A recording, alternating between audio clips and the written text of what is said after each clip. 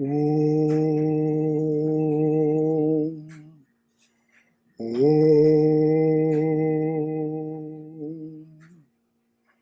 Om.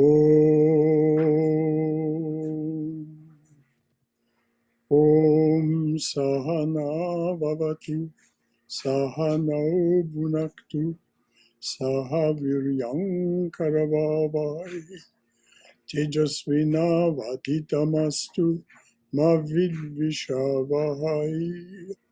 Om Shanti Shanti Shanti. May the Divine Being look over us lovingly as a mother and father. May the Divine Being support and nourish us as a mother and father.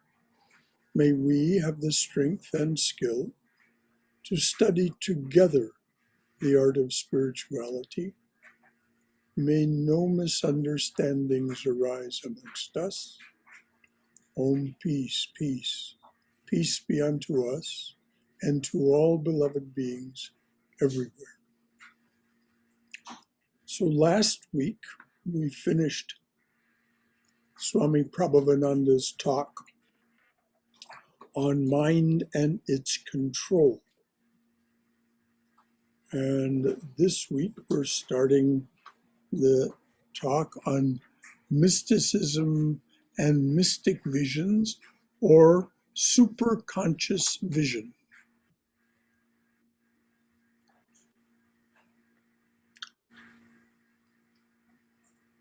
Mysticism and mystic visions, or superconscious vision.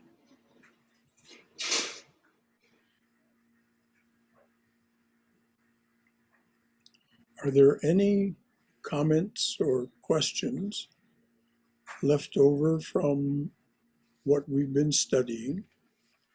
Because what this now tracks to is, once there is some degree of control of the mind, a calm of the body, and a quiet of the mind, then you are likely to begin to have experiences that fall under the category that the Swami is talking about here. Mystic visions, experiences. So anything at all, before we go ahead, that you'd like to clarify, or that you'd like to share from your own wisdom about mind and its control. And mind and its control, of course, means body and its control as well.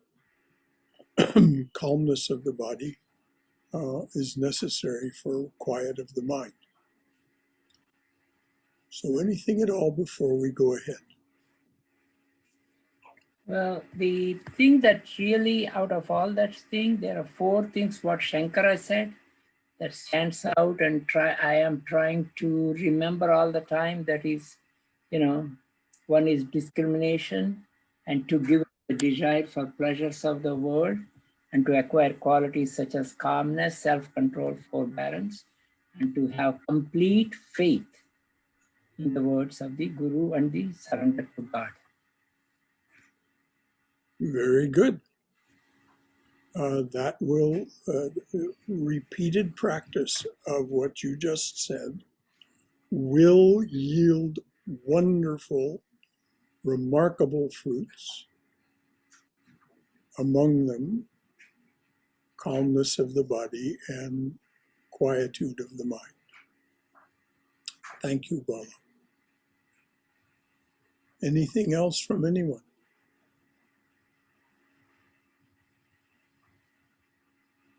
All right.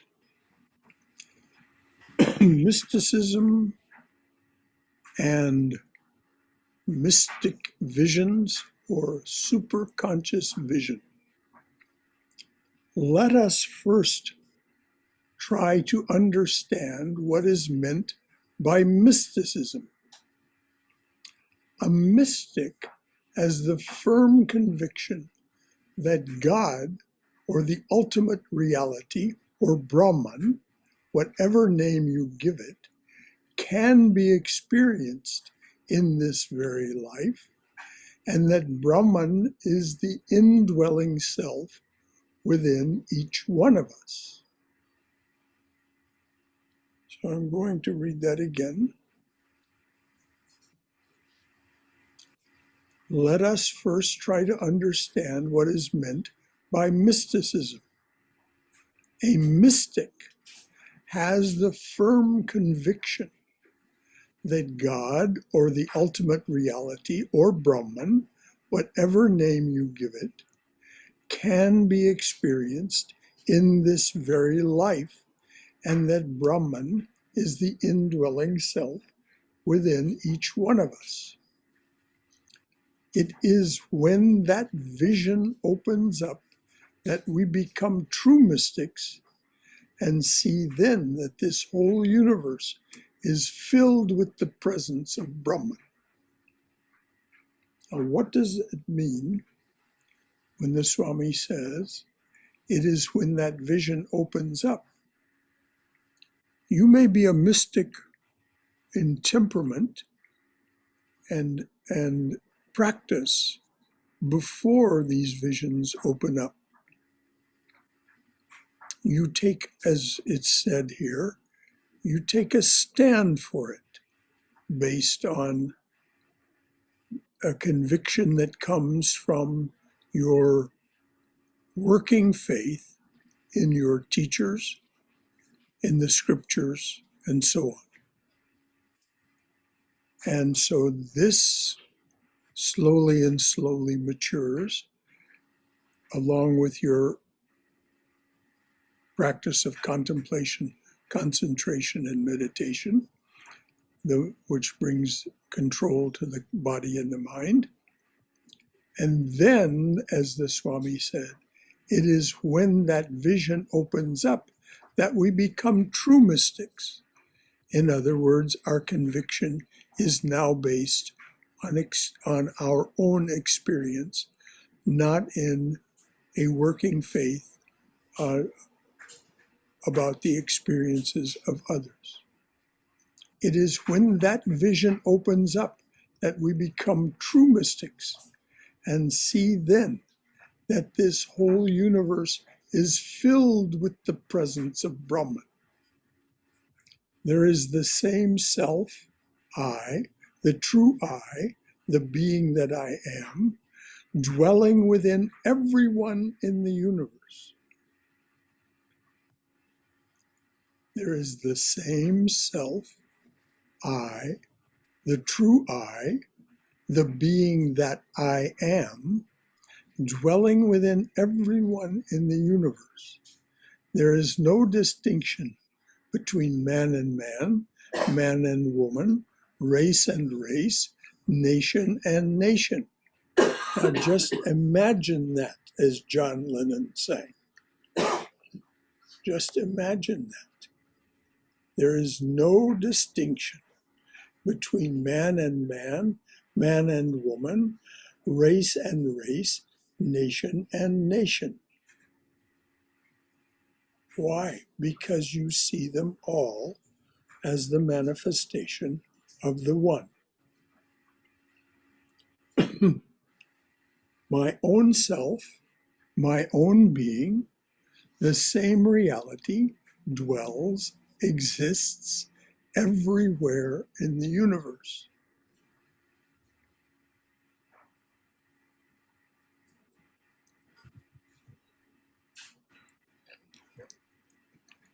I have a recommendation for a film to watch. It is the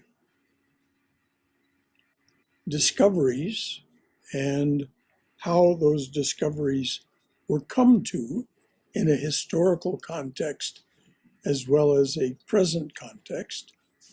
It is the discoveries of the cosmologists and physicists and quantum physicists. The film is called Everything and Nothing.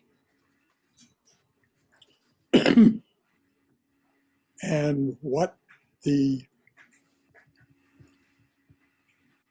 when you get to the end of this film, what the cosmologist who's been telling us about it is saying is that the universe, every aspect of the universe, is filled with activity, filled with being, that the nothingness is the source of everything. So the film is called Everything and Nothing. You can find it, among other places, on Amazon Prime. I say that because it so illustrates in our modern context this statement: my own self, my own being, the same reality dwells, exists everywhere in the universe, absolutely without exception.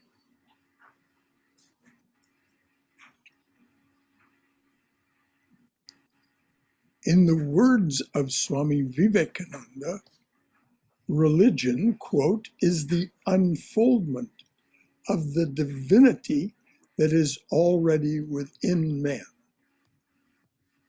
That divinity exists in you as that indwelling spirit, as that activity of which the universe is born. And it's what Swami Prabhavananda calls the living presence. You can, and he says, it's in his first instruction for meditation is feel that living presence. We see that divinity everywhere. And in the words of the Greek mystic Plotinus, I shall restore the divine in me, I shall. Yeah, the words of the Greek mystic Plotinus, I shall restore the divine in me to the divine that is all. In other words, I shall, in my awareness, my consciousness, join the two. I shall restore the divine in me to the divine that is all.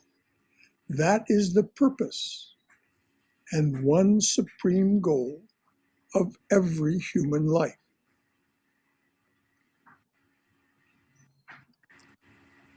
Now, that may require some thoughtful discussion. This business that is the purpose and one supreme goal of every human life. Is there anything anyone would like to add or ask about that particular idea? That the reason you exist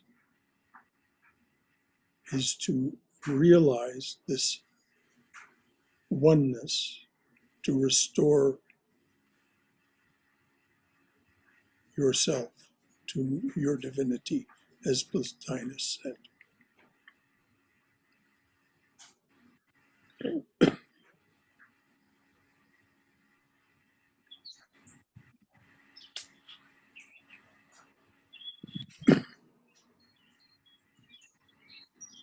When we're thrown into this world, many people tell us, "Oh, your purpose is to, this or that or the other." So it's nice to hear this one as well.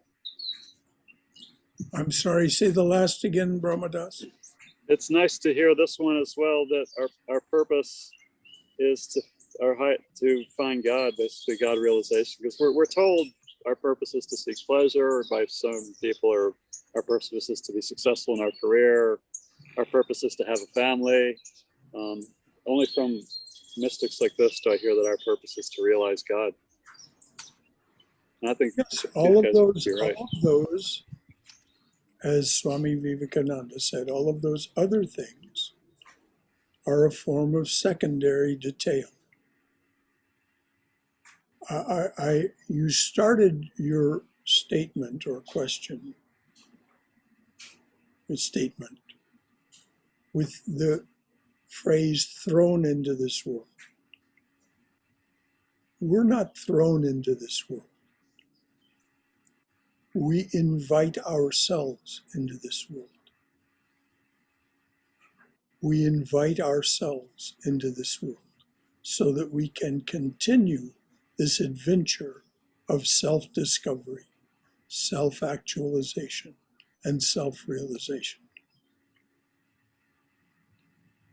You may say we're thrown into this world by our own desires, okay, and it certainly does seem as if we've been thrown into a prison. In fact, we have invited ourselves into this prison. We have turned the key in the lock and then hidden it from ourselves, and then further shackled ourselves as we sit in our prison cell, put on shackles. Fear, doubt, shame, pride. These are the shackles.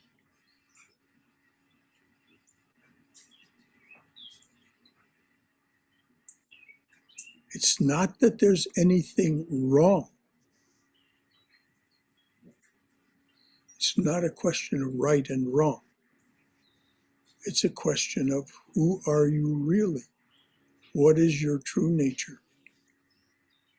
And as you pointed out, Brahmadas, much of this we're taught by others. As Don Juan Matus so eloquently phrased it, we are forced into a membership. Once we've invited ourselves into this world, we are coerced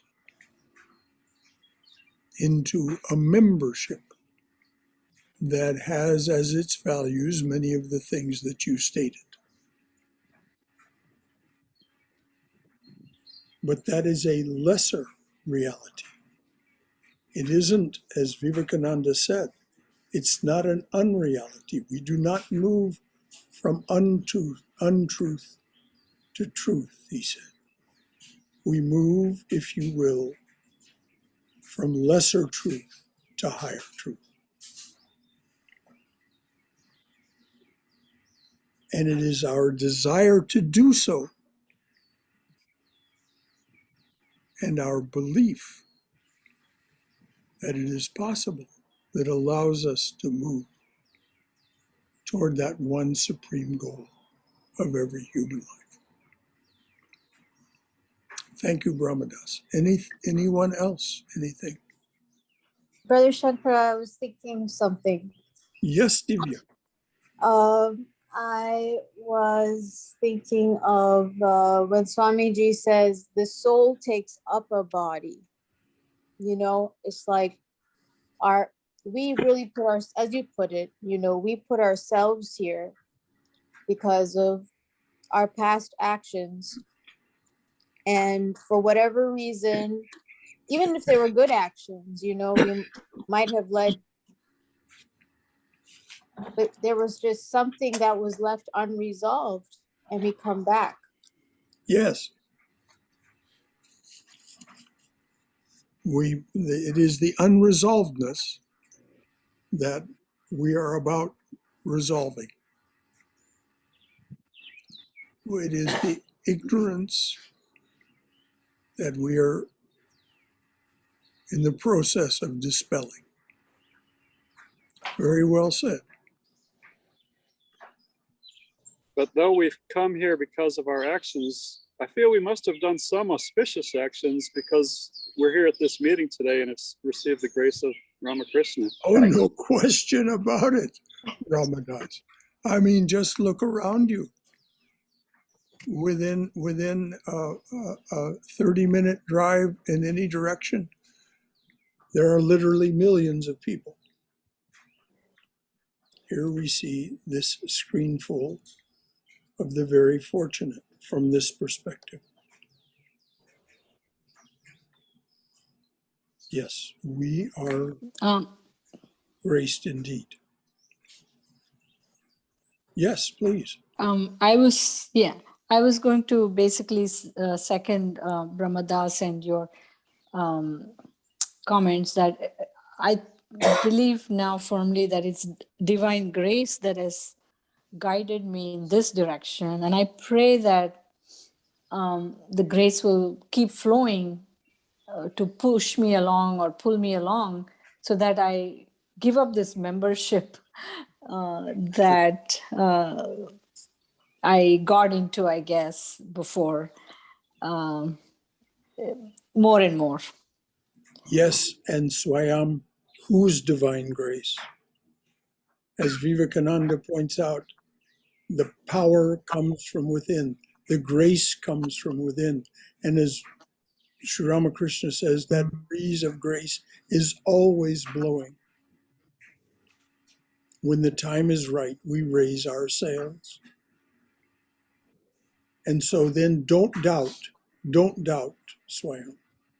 There will be times when things become dry. No two ways about it. There are peaks and there are valleys. But it has not gone away. As Vivekananda said, you're simply gathering strength for yet a higher peak. And as statisticians say, the trend line is upward. The trend line is upward.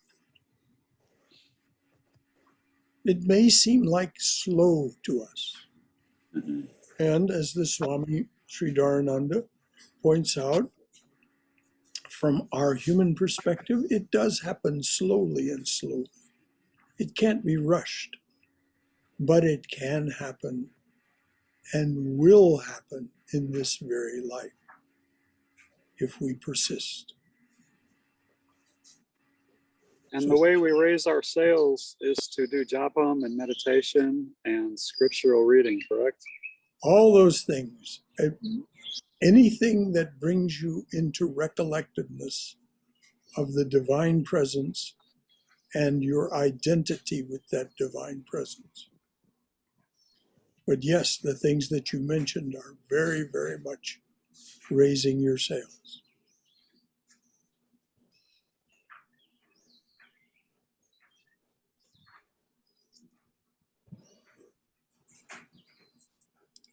Shankaraji, Yes, what exactly, I see you said self-actualization. What exactly it means?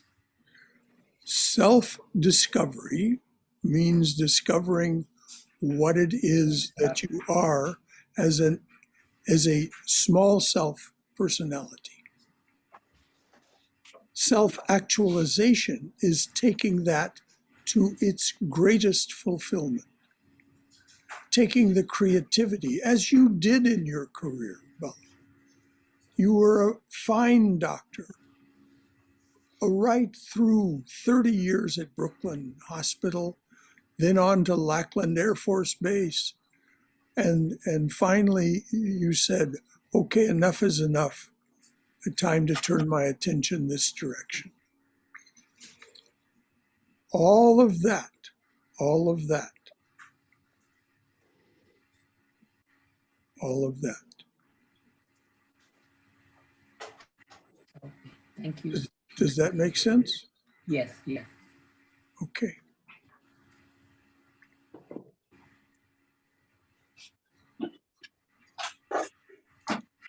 So the Swami goes on. Now, mind you, when he says our human life will be wasted, he means the opportunity that we're enjoying right this moment will not be ours if we fail to realize that truth in this very existence. Our human life will be wasted. this human life. It doesn't mean you won't have another opportunity. But why wait? Why wait? Why not make the effort now? If we become disenchanted or somehow lose our way, this is why Arjuna asks the question to Sri Krishna. Well, what happens? I'm on the path to yoga, union with the divine, but somehow I lose my way before I leave the body. Won't I be cut off from everything? I won't have a home here. I won't have a home in the afterlife. And Krishna, in one of the few times in the Gita that he addresses Arjuna this way, says, "No, my child, that's not how it is. No effort is ever wasted." But when the Swami says this life will be wasted if we don't stick with our efforts. And the thing is, if we do stick with our efforts, not only will we receive inner reassurance that it's working, but because of our interests as we're here today, we get reassurance after reassurance that if we stick with it, that it will happen. Our human life will be wasted if we fail to realize that truth in this very existence.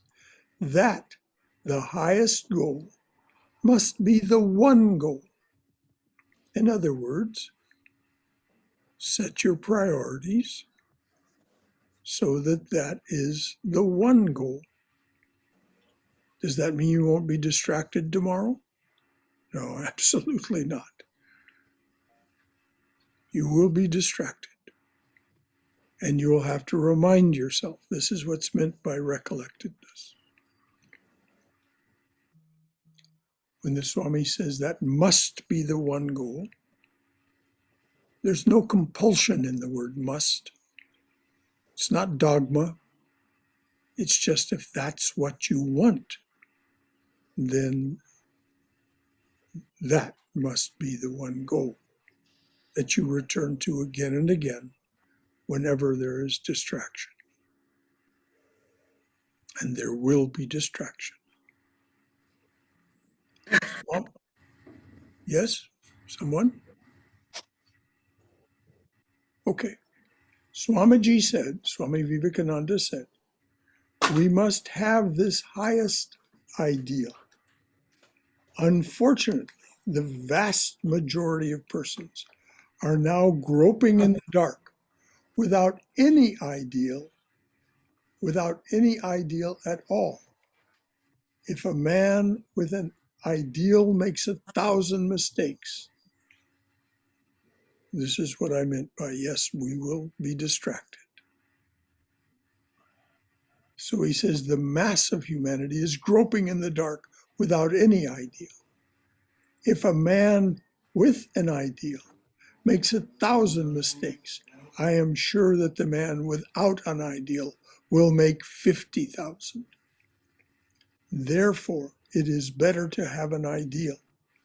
And this ideal we must hear about as often as we can till it enters into our hearts, into our brains, into our very veins, until it tingles in every drop of our blood and penetrates every pore in our body.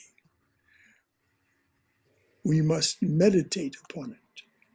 And that's the reason I recommended that film, Everything and Nothing, because you will see this truth reflected in that as well. You will see this great truth of what you are and what the universe is reflected in that as well. And that, Shankara? yes, Sorry to interrupt. What's the name of the film again, and who is it by? I don't remember who it's by. Uh, the narrator is uh, a man who was born in Baghdad, but he became an English citizen and a quantum physicist. And the name of the film is Everything and Nothing. Everything and Nothing. And what it does is it tells the latest findings of cosmology, astrophysics, and quantum physics as of 2016. Now, there have been discoveries made since 2016, but nothing that shakes what is in the film. And the reason I recommend watching this film is that at the end, it is absolutely convincing that the universe is alive and that aliveness represents itself as you, that the universe is alive and you are that. And there's no other conclusion you can reach from what they say. They themselves reach the conclusion. The scientists. So this is why I say Thank you. it helps to have it tingle in every drop of our blood and penetrate every pore in our body to have this truth. And then we must meditate upon it. What does it mean to meditate upon it? Take that truth into ourselves and say, no matter how it seems to me in this moment or the next, I'll hold that ideal, and yes, I'll make 1,000 mistakes, but I will not make 50,000 mistakes because I'll have that ideal to return to. That's what's meant by meditate upon it. Out of the fullness of the heart, the mouth speaks, and out of the fullness of the heart, the hand works too. It is thought which is the compelling force in us, but the mind with the highest thoughts, hear them day after day, think them month after month, and never mind failures. I'm going to repeat that. So this is what he means by we must meditate on it. Out of the fullness of the heart, the mouth speaks, and out of the fullness of the heart, the hand works too. It is thought which is the compelling force in us. Fill the mind with the highest thoughts. Hear them day after day. Think them month after month, and never mind failures. They are natural. They are the beauty of life. Now, what does he mean by that? They are the beauty of that life, these failures. What would life be without them? It would be monotony. We live an adventure. We came to have this adventure, to be, to create, to do, to share, as we're doing just now, which is why I so encourage you as we go along to make your own contributions from your own wisdom, to ask the questions that you want to ask. This is the way we share this adventure. This is the way we study the art of spirituality together. It would not be worth having if it were not for the struggle. This is why I objected to Ramadas saying we're thrown into this world. No, we're not thrown into this world. We come to this world to share this adventure because we like it. Then we get a little too trapped by our attachments and our aversions, our fears, our doubts, our pridefulness, our insistence that my opinion is the correct opinion. All these things become a trap for us. But as Swami Vivekananda said, if it weren't for that, this wouldn't be worth having. It would not be worth having if not for the struggle. Where would be the poetry of life, the creativity of life? Where would be the poetry of life? Never mind the struggle, the mistakes. I never heard a cow tell a lie, but it is only a cow, not a man. Hold the ideal 1,000 times, and if you fail 1,000 times, make the attempt once more.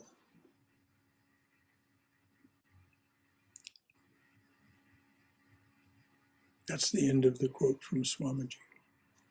Any reaction at all from anyone? From your own wisdom, from your own curiosity?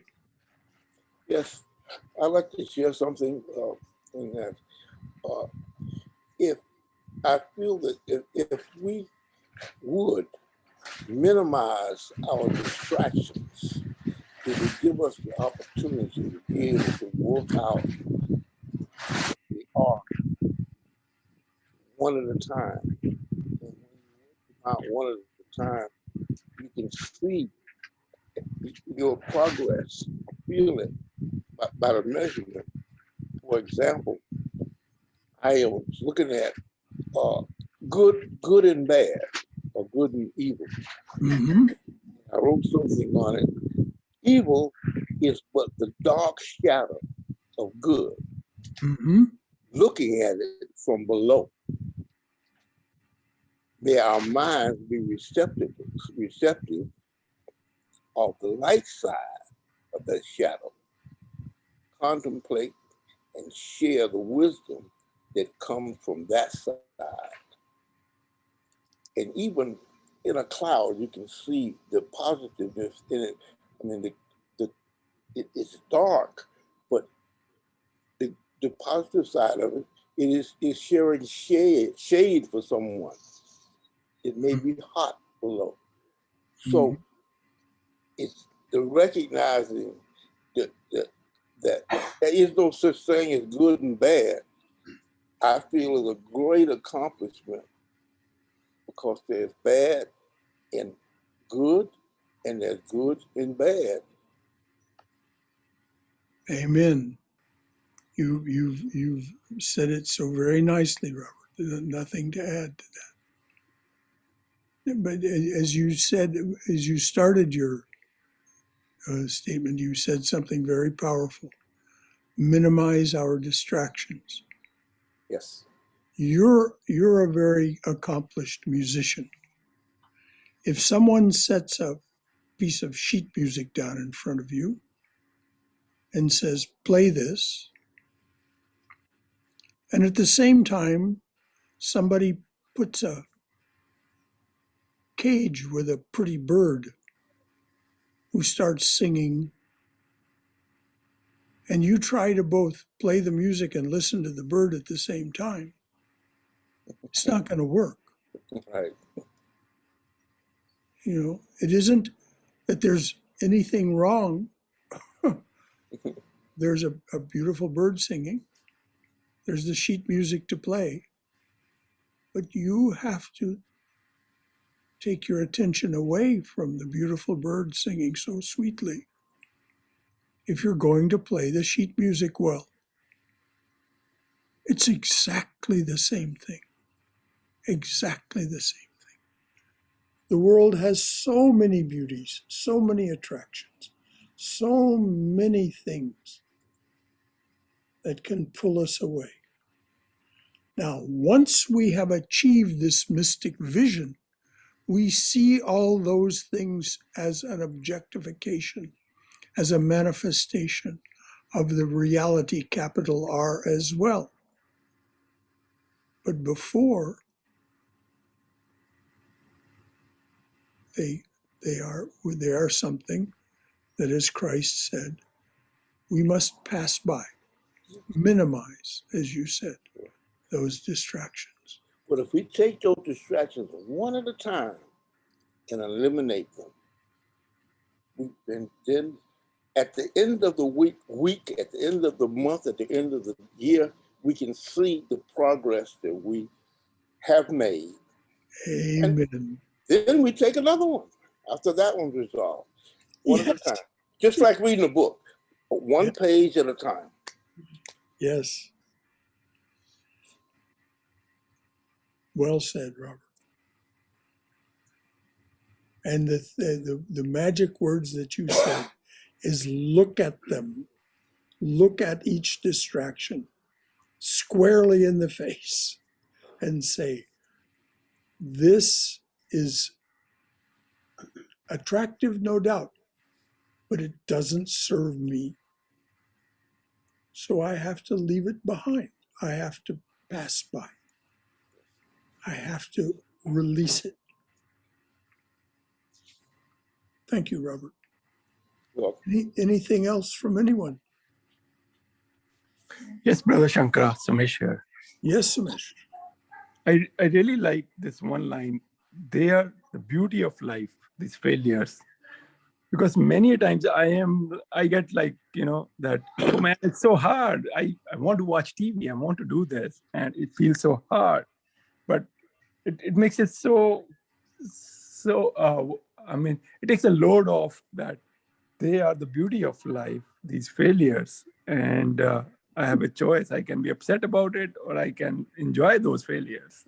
And, when I'm watching TV, at least enjoy the TV. Well, as Vivekananda said, if you're going to miss the mark, he used the word sin, but it means miss the mark. He said, if you're going to sin, sin like a man. Enjoy yourself. Yes. So, there's absolutely no sense in beating ourselves up. As Swami Swahananda said, he said two things. First of all, whatever you just did, it's in the past. What's done is done. Go forward. And then he said the only measure, as Robert was pointing out, the only measure of spiritual progress, the only true measure of spiritual progress is change in behavior. So as we release our distractions one by one, or in clumps, and the clumps are called vasanas in Sanskrit, a clump of samskaras, all relating to a particular way of being or acting. A clump of those samskaras is a vasana. So sometimes we can release the whole clump at a time. But in any event, whatever we do that keeps us that much more on track toward the ideal, which is this realization of our true nature, the better for us. Thank you. Anything else? The hard part sometimes is not to turn to the distractions that we are so used to, just as an escape from a burden that may have fallen, and instead lighten the burden by remaining or going deeper into the spiritual path? Well, this is the point that Christ was making when he said, "Come to me, all ye who are heavy laden, and I will give you rest. My burden is easy, my yoke is light." Or my yoke is easy, my burden is light. When we turn toward the divine, it does transform our life for the better.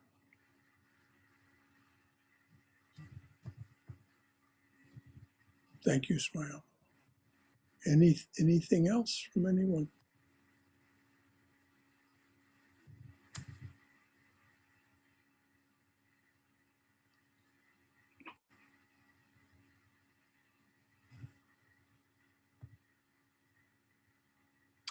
Of course, now this is the Swami Prabhavananda talking again.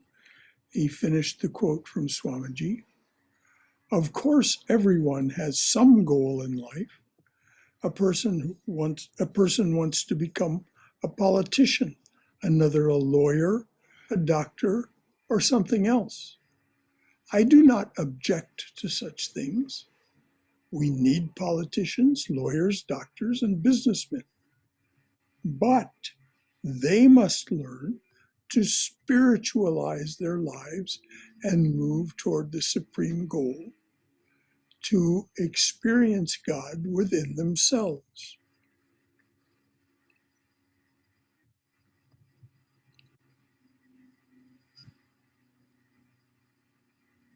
They must learn to move toward God, to spiritualize their lives, to divinize their lives, to give everything within their politician life, their lawyer life, their doctor life, their businessman life, as the Swami would say, a Godward turn. That will move them toward the supreme goal, to experience God within themselves. Why is there such chaos in this world? Why is there violence and youth rebellion? Because we have forgotten the ideal. The ideal is not even taught in churches. Yes, there are scriptures, there are gospels, the truth, the revealed words of God. But what good are they if there is nothing, if there is no, what good are they if there is no living example of those truths? In the words of Vivekananda, until you have that experience for yourself, you have not yet drunk of that fountain which makes reason unreason, mortals immortal, the world a zero, and of man a God.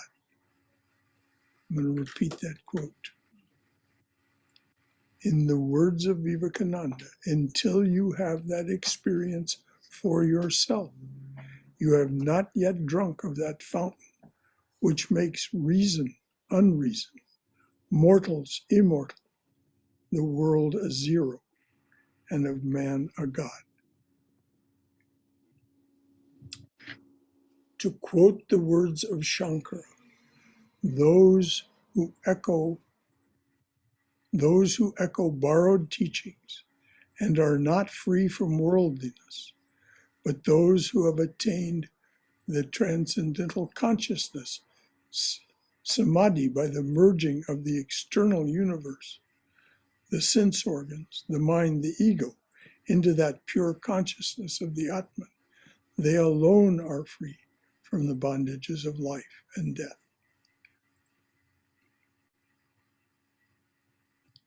Those who echo borrowed teachings are not free from worldliness, but those who have attained the transcendental consciousness, samadhi, by merging the external universe, the sense organs, the mind, the ego, into that pure consciousness of the Atman. They alone are free from the bondages of life and death.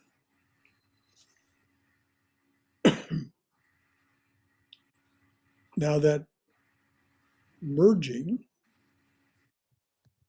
is a three-step process, as Shankaracharya points out. And it is available to everyone. First, there's hearing these truths and how to pursue these truths. Then there's comparing how you are living, how you are thinking, speaking, and acting with what's described in the teachings that you've read or heard. This is Shravana and Manana. And if we make a fearless comparison between how we are currently thinking, speaking, and acting with the truths that we've been told, we will find that the truths we've been told are a higher way of thinking, speaking, and acting.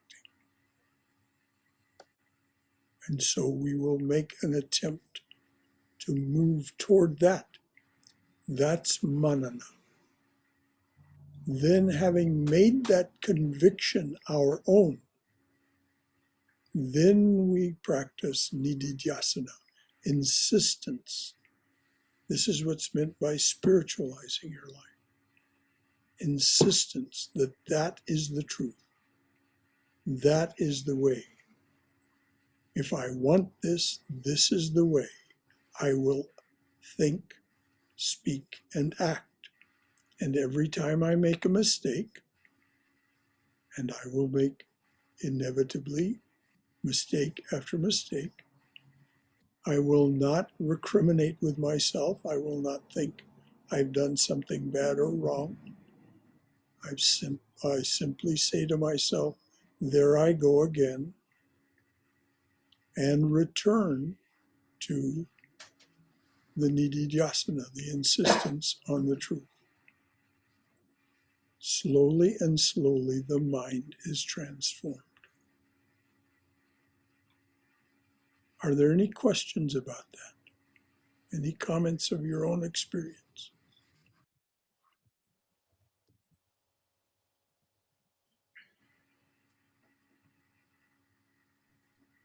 This will only happen through meditation, Brother Shankara. Through the regular meditation Yes. it may take years. That is the most reliable method. Mm-hmm. That is the most reliable method. It can also happen through the practices of karma yoga. Right. Sure. So we shouldn't say it can only happen through meditation. Otherwise, there wouldn't be the four yogas. Without karma yoga. It helps if a karma yogi practices contemplation, concentration, and meditation also. But Krishna promises in the Gita that if your nature is such that you really can't practice meditation, you're just too active, you just cannot calm the body and the mind sufficiently enough to practice meditation, then he says, do this, do this.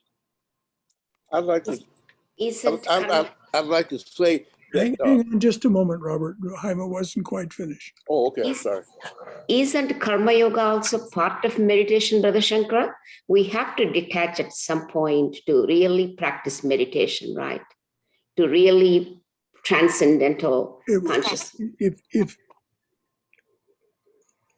the practices of karma yoga are not meditation, the practices of karma yoga are a practice of surrendering selfishness, of self-surrender. But they are a system of practices of that, not meditation. I mean, we have to be careful Mhm. and distinguish between these two things. Otherwise, Vivekananda wouldn't say through work or worship or psychic control. Meditation is psychic control. Or philosophy, Jnana Yoga. Now, Jnana Yoga, as I was pointing out, has its own form of meditation, Nididhyasana. That's right. But Karma Yoga, a Karma Yogi must not feel, oh, I'm not meditating, therefore I'll never achieve. No, I see. absolutely not. Krishna is even a little practice of this yoga, he says, will save you from the terrible wheel of rebirth and death. And that means that the practices of karma yoga, as he teaches them, Mhm. which Thank you. do not involve meditation, I see. they involve repeated practice, but not of meditation. Okay. Okay, Thank you. That helps. That thank helps you. the clarity. Thank you so Now, much. Robert, what was it you had? Okay, I'd like to suggest if everyone just within this group picked one distraction that they decide that they want to eliminate from their lives, and each of you know what distraction you're up to dealing with. Well said, Robert. If you do that, you will make a great difference, not only in yourself, but in the world. And secondly, if you share this concept with one other person, it makes it really great. Yes, if you share it with them, but not in a way that they feel at all like you're compelling them. Right. Just that you find something remarkable and you sharing this remarkableness with them in the same way these poets in love poems from God share their wonderful revelations as an invitation. Yes, I agree. We should share, but not as instruction. Right. Suggestion, like I said at the beginning. Right. Mm-hmm. Yeah, suggestion. And you're absolutely right. If everyone who's here with us today did this, it would make a real difference, not only among ourselves and in this congregation, but it makes a difference in the world. We need that radiance that we manifest when we practice spirituality. What does Ramana Maharshi say? The greatest gift that you can give to the world is to come to know who you truly are. So every step we take toward that, every step we take is that much more radiance being shown out into the world.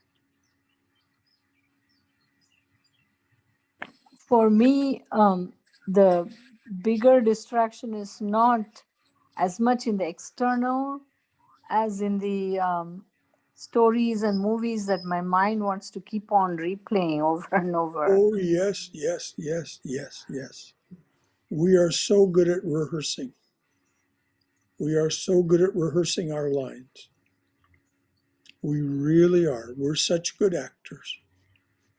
So we rehearse our lines, we rehearse our parts. We know exactly where our props are. We exactly know what costume to wear. You're right, Swami. We're very good actors. We've learned our membership role very well indeed.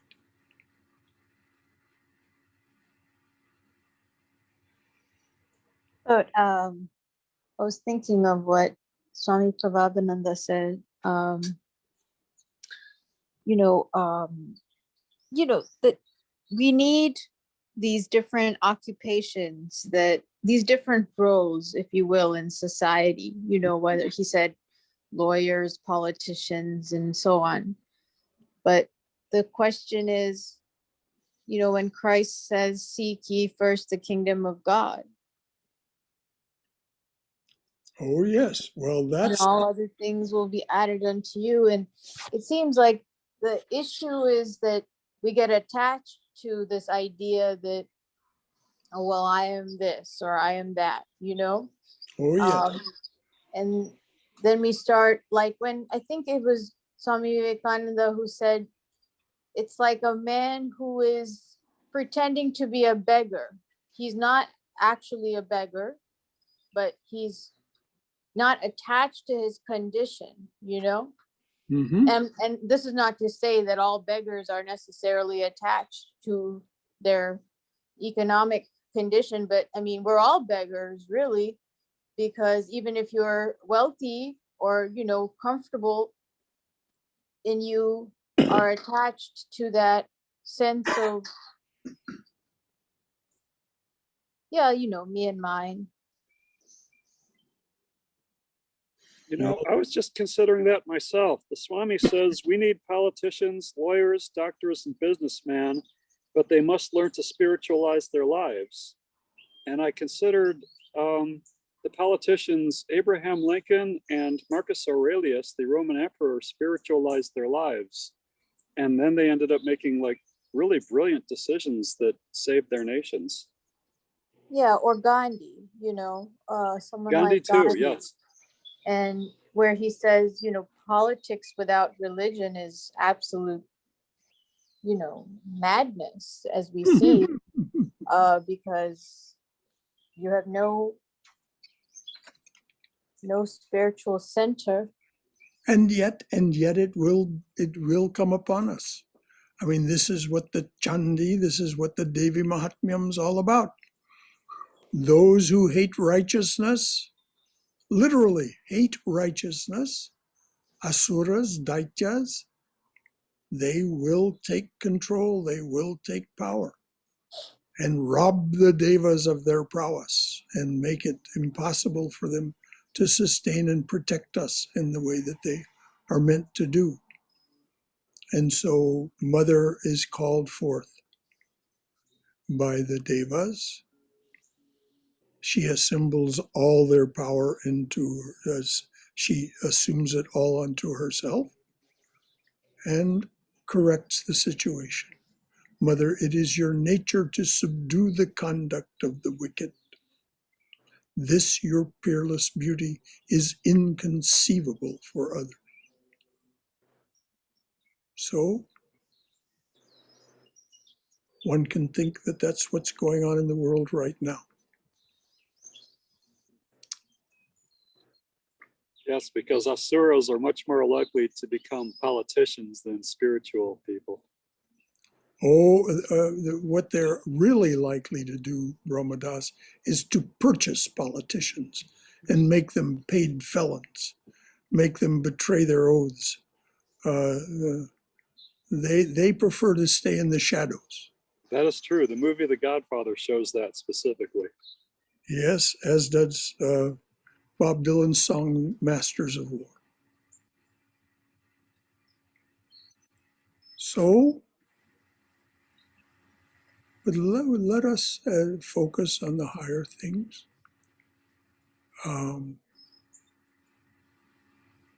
My dear friend Beverly is with us, and she let me know something. Beverly, are you joining us from a hospital bed? Yes. Oh, our prayers, dear, all of us, all of our prayers go for you. I'm sure I can speak for everyone that our prayers go to you for your well-being and your swift recovery. Thank you very much. Well, thank you for taking the time to be with us under these circumstances. So, it's a little afternoon. Time to say goodbye until tomorrow, for those of you who wish to join us at 11 a.m. tomorrow. The talk tomorrow is on how well do you know yoga? We're about to start the month study of what Swamiji called psychic control, Raja Yoga. So we're going to start with the talk. How well do you know yoga? What is it? So how well do you know yoga? Tomorrow morning at 11. And then, of course, on Monday, we have our reading and discussion group based on the book Love Poems from God, which is so enjoyable. Members, people who are not regular members of our congregation join us for that. It is so wonderful to have them with us. And then Tuesday, of course, we study the life of Holy Mother. Wednesday, we're working our way through Swami Vivekananda's Jnana Yoga.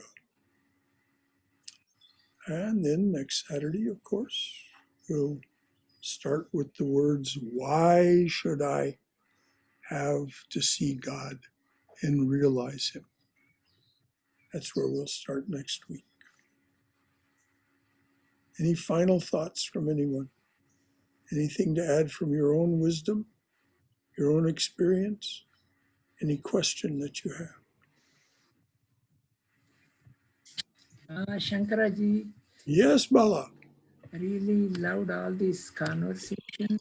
The only thing I'm thinking is, especially the Karma Yoga, you could, recollect at every minute with the God and connect, because whatever you do, it is all because of His grace. You are able to do it, and His grace is giving that opportunity to do it, and you are doing to anybody other than Brahman.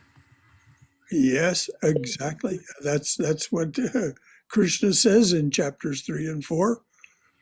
God alone is the doer. It's the gunas that are making all this happen.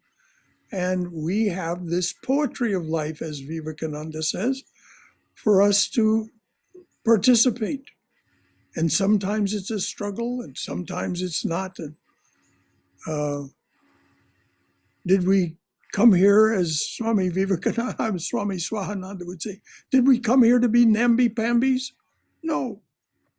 We came here to build ourselves up and be strong.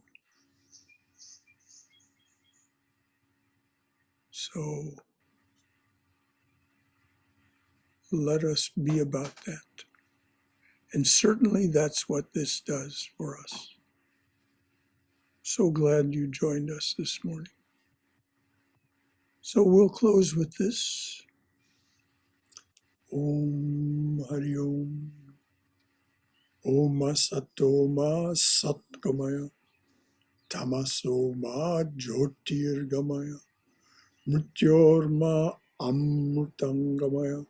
Avir Avir Moiti. Oh, dearly beloved Lord, lead us from this realm of confusion and distraction to thine abode of silence, peace, and clarity. Lead us from darkness and ignorance to the brilliance of thy wisdom and love. Lead us from death to immortality. Light us through and through. Light us through and through with thy everlasting, shining presence. Jai Shri Guru Maharaj Ki Jai. Durga, Durga, Durga. May you be safe. May you be healthy. May you be cheerful. May you have peace of mind. Go forward in the divine being's loving and protective embrace as our mother and father. So until we see one another again, Jai, Jai, Jai. See you soon.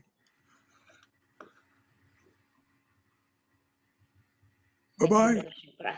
Bye-bye. Bye. Okay, thank you. Thanks for all your contributions. Those of you who spoke and those of you who did not.